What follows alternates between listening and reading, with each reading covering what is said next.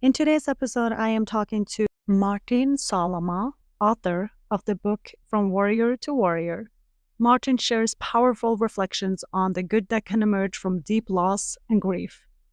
As a child, Martin lost his younger brother in a tragic accident, a pain no family should have to endure. Like many who've experienced this kind of loss, Martin and his sisters have often found themselves wondering, what if? What if he was still here? How different would life be? Through his story, Martin highlights the importance of community, purpose, and turning pain into impact. His journey has already brought healing to many and will with no doubt continue to do so for generations to come. If you've ever experienced loss, you know it becomes a part of you.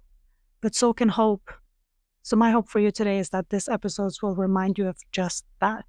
Welcome to Becoming Secure with Mag's Mindset.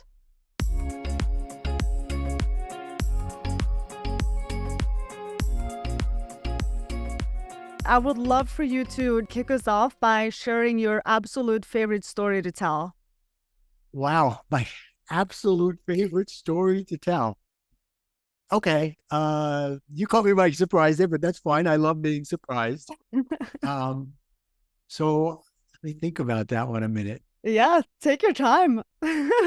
Well, I would have to say I want to give you a positive story. So Well, I mean, that doesn't have to be the case because it could be your favorite because it's the one that taught you the most things. It could be the one that you reflected on that led to the absolute biggest breakthrough of your life, and that's a pivotal moment you're proud of. It could be something.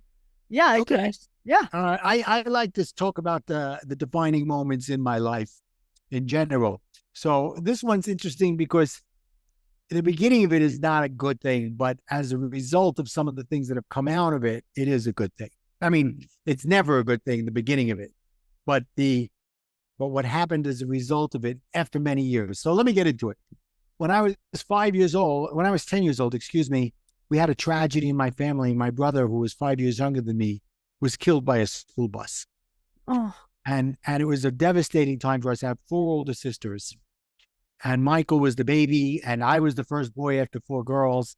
And, in our culture, in many cultures, boys are so important, Yeah. Girls are important in my family, trust me. But, just the idea of carrying on the name, and for me, having a brother to carry on the legacy with together always meant a lot to me as we were growing up, his first 5 years of his life. And it was a tragedy that really shook our family. And for many, and at that time, as a 10-year-old, I told myself a story, and it carried on for the next close to 40 years. Mm. And that story is that now that my parents have lost their child and they're very sad, I have to make sure that they're never sad. Mm. And at that moment, I found myself becoming, I could look back now, I didn't realize it at the time, that was the beginning of me becoming a people pleaser, who I would become for the next close to 40 years. Mm. And, my mindset was, I want to make sure that my parents are never sad. And how do I do that? By making sure they're always happy. And how do I do that? By pleasing them. And then I took that and I applied it to everything else in my life. So over the next 40 years, I was trying to please my parents. I was trying to please my wife. I was trying to please my children. And it wasn't until 2008, 2009, and so that I realized that I was never pleasing anybody, least of all myself. Right? And in 2008, my wife and I went through a very tough time when the world fell apart financially. I don't know if you remember that, Maggie. 2008? Yeah. We were working on a project for many years to build a huge tennis center and health club down here by the Jersey Shore. And it took us 4 or 5 years to get to the point of getting all the approvals, and the bank was all set up and everything. And finally, and was really getting the city and the state approvals. When we finally got it, we went back to the bank, who in 2005, 6, 7, we can't wait. This is going to be great. We can't wait to fund it. And then it happened in 2008. We go to the bank and like, we're not lending right now. Like, what do you mean you're not lending? You've been telling me you can't wait.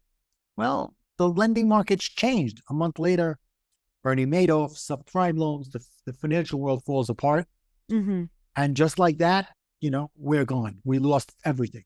Mm. And here's the favorite part. So for the next year, I was in a depression. And I went through some coaching, some therapy, even some medication for my depression, until I started to realize that the medication was really not the thing I needed, because it wasn't physiological. It was situational depression. Mm.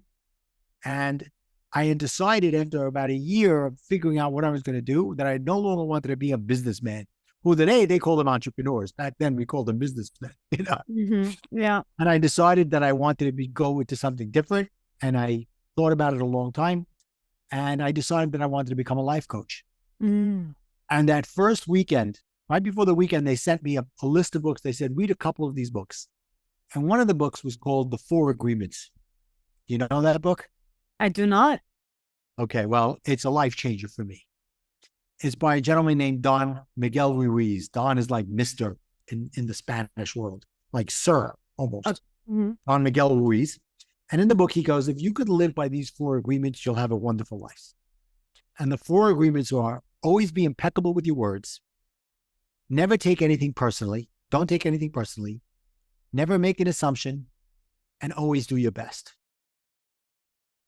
I like right? that. Yeah, Right? that's And great. when I read, don't take anything personally, I felt like he was telling me a secret that people had been telling me my whole life. But until that moment, I wasn't ready to hear it. And it was as if somebody turned on the lights in a stadium. Mm-hmm. That's how much it meant. And I was like, wait a minute. I've always carried the world on my shoulders. I was always a people pleaser. Right. And with those things came certain things, right?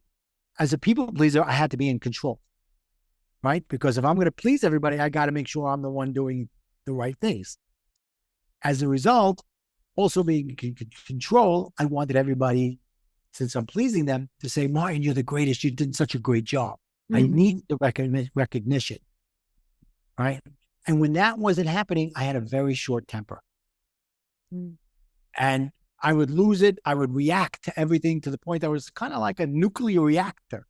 I would freak out, fall out all over the place, and then come back later and try to clean it up and say, I'm sorry, but you did this and you did that, and that made me do this.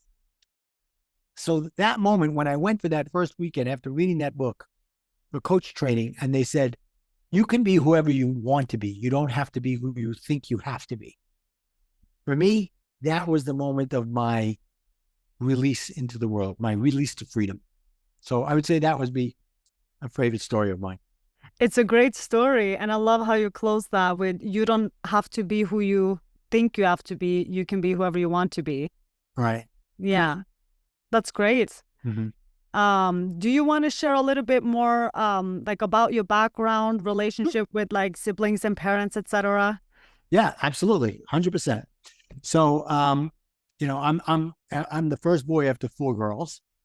And my parents are the typical parents from I'm today I'm 62 years old. So I grew up in the 60s and 70s.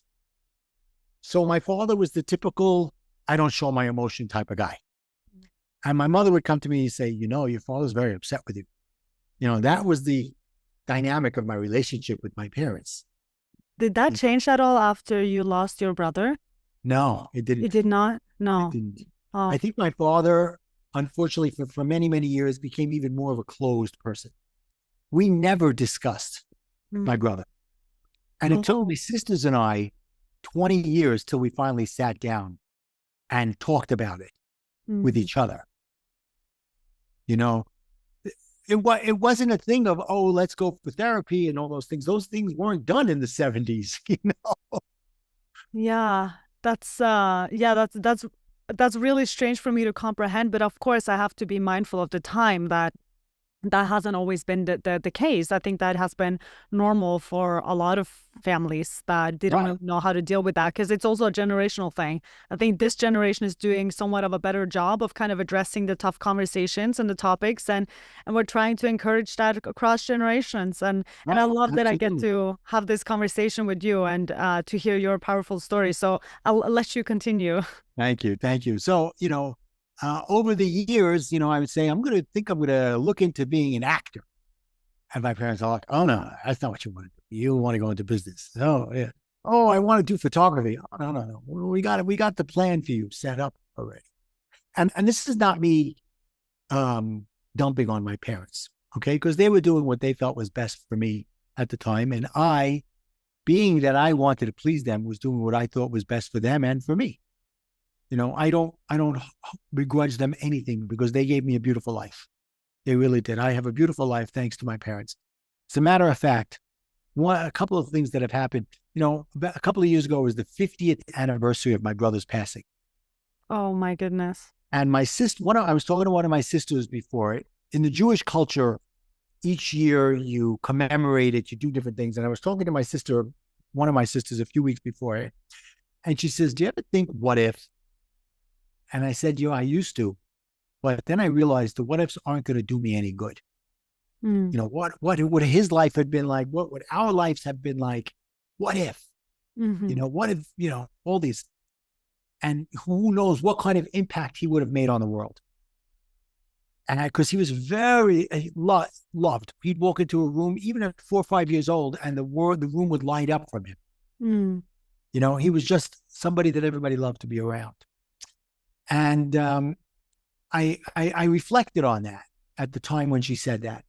And I started thinking about all the things that had happened, maybe as a result of what happened. For example, soon after my brother passed away, somebody approached my mother and said, recently a few other women have lost their children in their community. We want to put together a bereavement group for these women. Mm. I come from a very close-knit Sephardic, Middle Eastern Sephardic Jewish community where people, when they get married, most of them don't leave where they are. They don't leave the community. They all stay together. So she said, okay. And in the beginning, she had a counselor who would come in and talk to them about this. And as they started doing this and they realized the positive effect of supporting each other, as women, unfortunately, or people would lose, mostly women, would lose children in our community, my mother would go to these people and say something that only somebody else can say, "I know how you feel." And she would bring them into this support group and be there for them at their lowest moments of their lives. Mm-hmm. Right? As a matter of fact, about 15, 20 years ago, a woman who's my age lost her daughter. And a few years, maybe 10 years ago, she said to me something. She goes, "I want to tell you something. Your mother saved my life." I'm like, what? She goes, "Because I was at my lowest and your mother came to me and was there for me."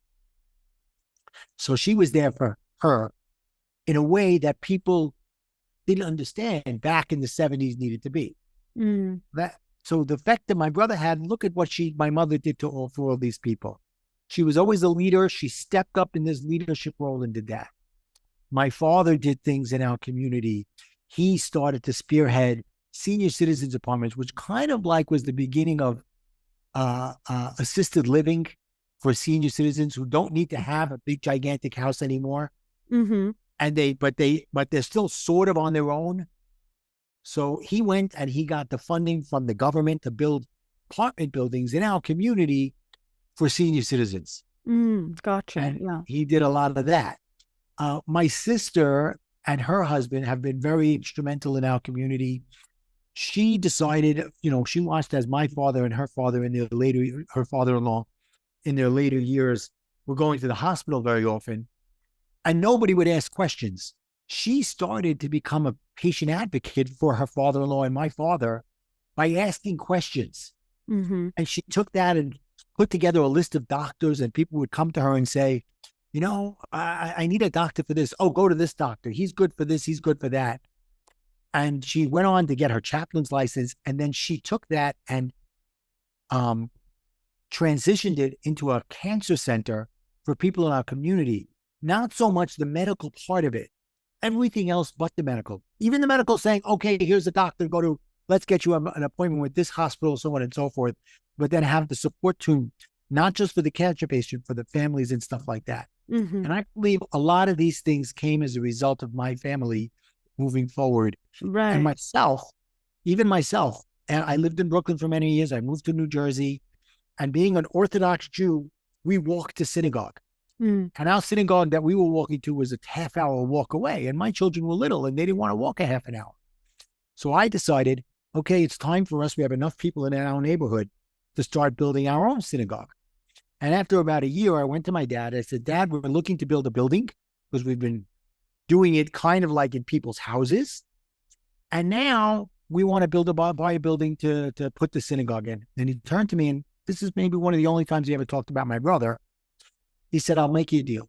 You name the synagogue after your brother, and I'll give you $50,000 towards it.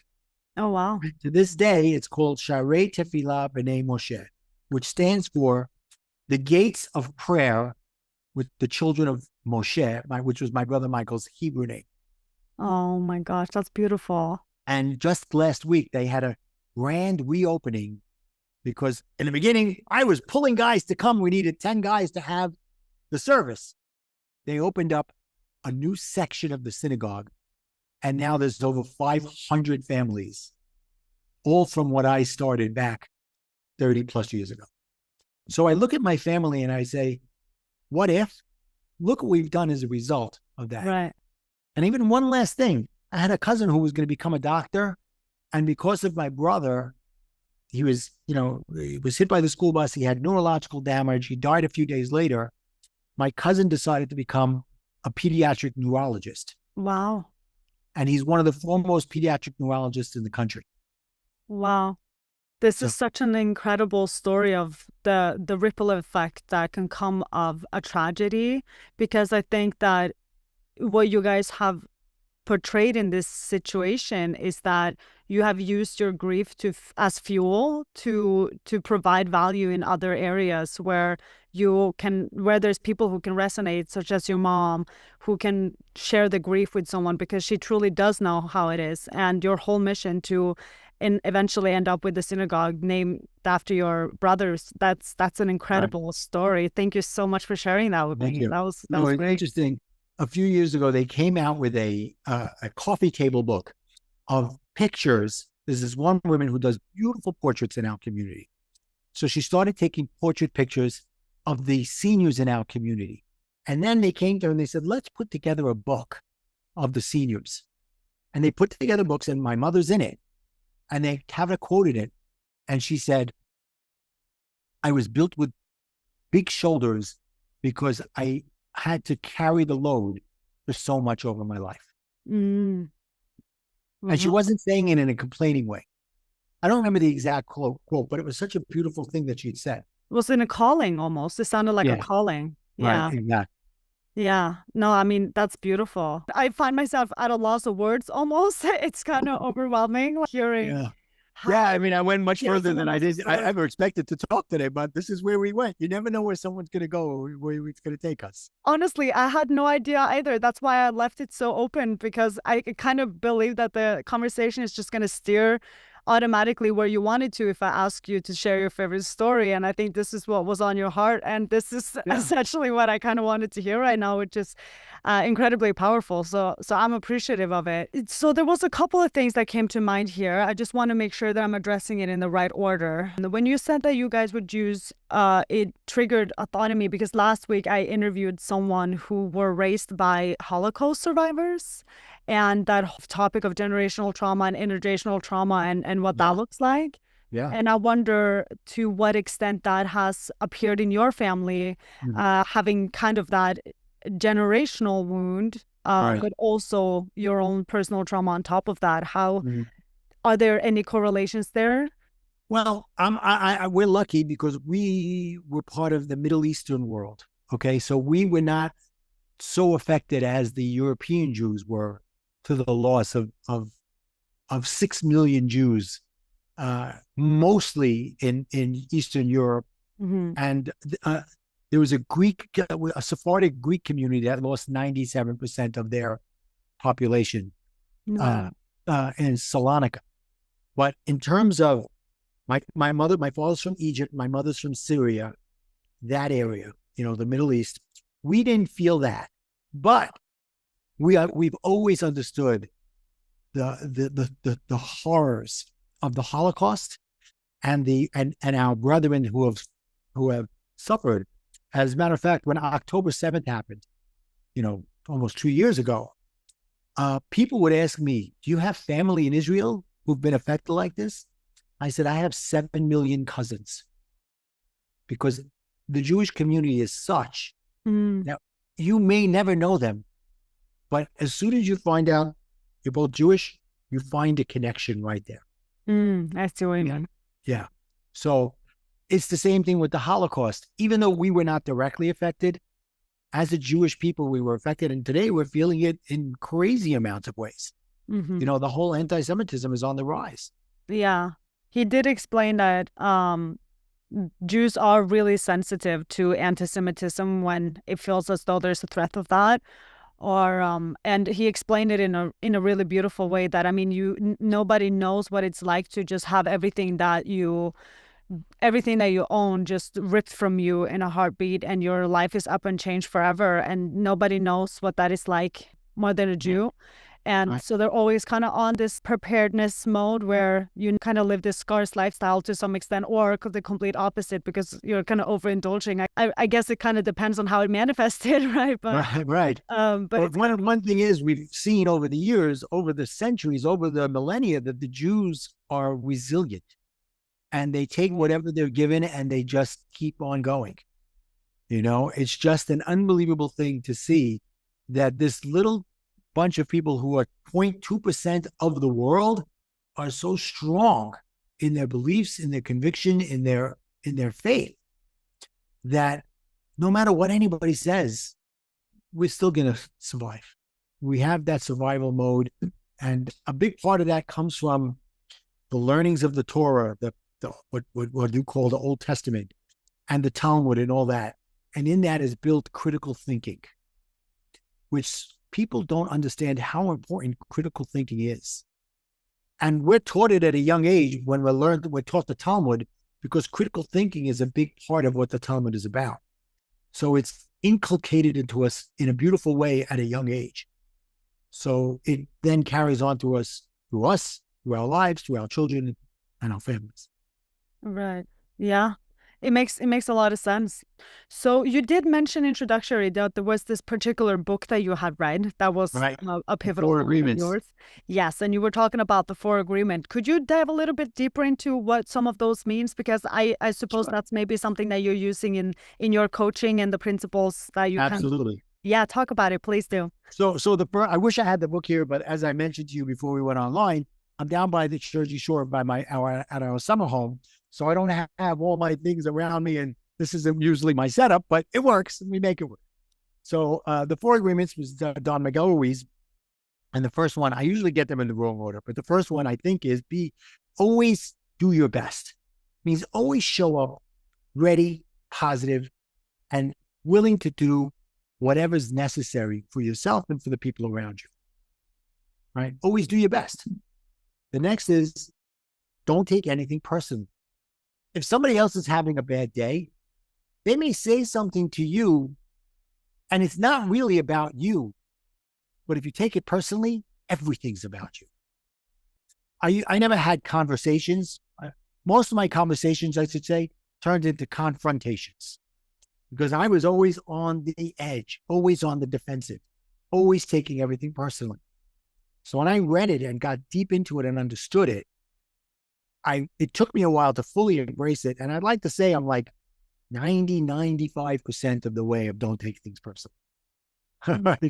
So that was number 2. Number 3 is don't make assumptions. All right. Don't have expectations. Don't make assumptions. What you may be thinking may not be really what I think you're thinking.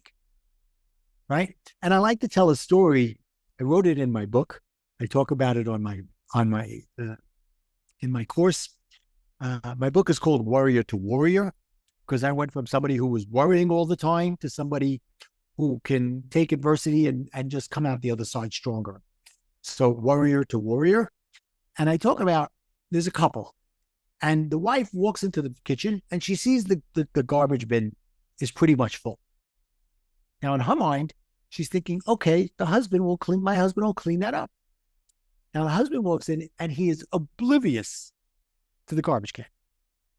95% of the men just don't see it. They don't think about things like that. And she keeps on walking in and out and saying, when is he going to throw the garbage away? But she's thinking it. So she's building up this assumption and this expectation that he's going to throw away the garbage. And then something small happens different. And she gets up, she loses it on him. It's this and this, and you didn't even take out the garbage. And he's like, what are you talking about? Take out the garbage. What does it have to do with anything? So she had an expectation that he had no way of living up to because he didn't even know it existed. Right. Yeah, that's a good point. Don't make any assumptions. Don't assume he knew that the garbage had to go out. Right. Yeah, especially if it was no request. Exactly.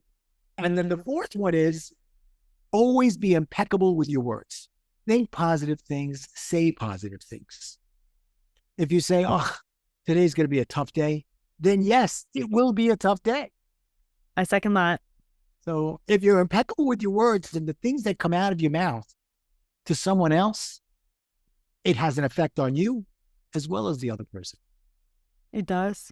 It's powerful. It's because you're setting intentions instead of acting habitually. To wrap things up, I wanted to ask you if there's anything that we haven't talked about yet that you would love to share with my listeners today. Yeah, I would love to, just touch on. So what happened for me after I became a life coach, I was during this whole process of losing my everything and deciding to become a life coach, my wife asked for a divorce. It was really a tough time in my life. I went through coaching at the same time I went through a divorce, and I came out the other side stronger because of the coaching.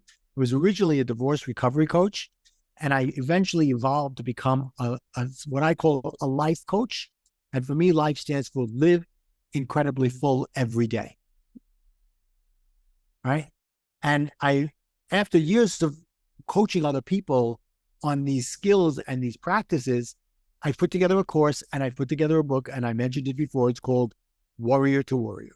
So if they'd like, anybody can come and find out more about me. They can go to connectwithmartin.com.